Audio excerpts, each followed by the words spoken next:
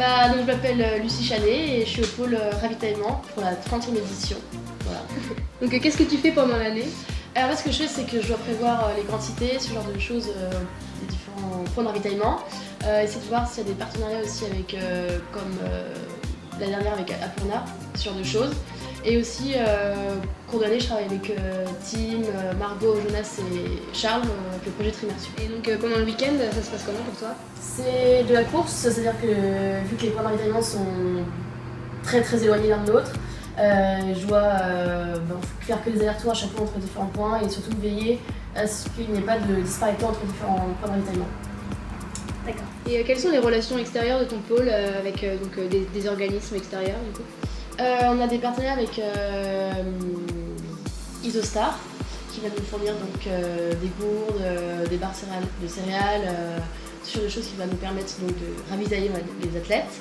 Et aussi avec MCPP, voilà, qui est une entreprise donc, qui fabrique des gobelets biodégradables. Et donc ma mission serait d'essayer de mettre en place un ravitaillement plus propre.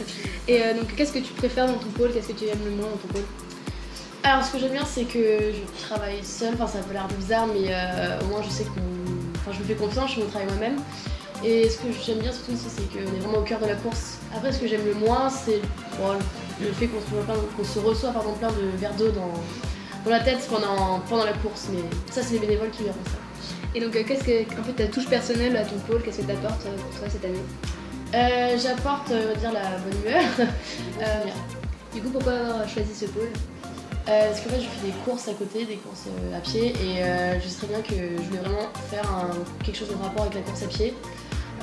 Donc qu'est-ce que ça représente pour toi le triathlon de Salabol? En tant qu'événement c'est quelque chose d'énorme et après en termes d'événements associatifs c'est vraiment de se retrouver toute l'école ensemble pour un événement, c'est vraiment de se découvrir parce que ça se passe avant le week-end d'intégration. Donc t'es plutôt stressée ou impatiente? Impatiente. Je stresserai le jour J, mais là ça va. Et donc c'est quoi ta plus grande peur par rapport à l'événement, l'imprévu qui pourrait tout casser? Évidemment, ce serait que malheureusement il y ait quelqu'un qui se blesse très fortement ou un décès, ce serait vraiment pire. Mais sinon, d'un point de vue de mon pôle, ce serait vraiment qu'on se retrouve un peu sans plus de boisson, plus rien, alors que finalement il reste encore je sais pas combien de coureurs à passer, donc ça c'est le plus stressant. Donc explique-moi le surnom de ton pull du triathlon. Alors c'est Chanevara, notre famille c'est Chanevara, voilà. En fait au triathlon on n'a pas choisi notre famille, notre surnom pardon. On a fait un Google Doc et c'est les autres personnes qui rentraient et après on pouvait juste dire non celui-là je veux absolument pas celui-là. C'était le moins dégradant on va dire pour moi. Et donc par rapport à ton pôle ravitaillement c'est un peu le bon spot pour mater les beaux gosses? Ah oui, surtout au niveau du ravitaillement central.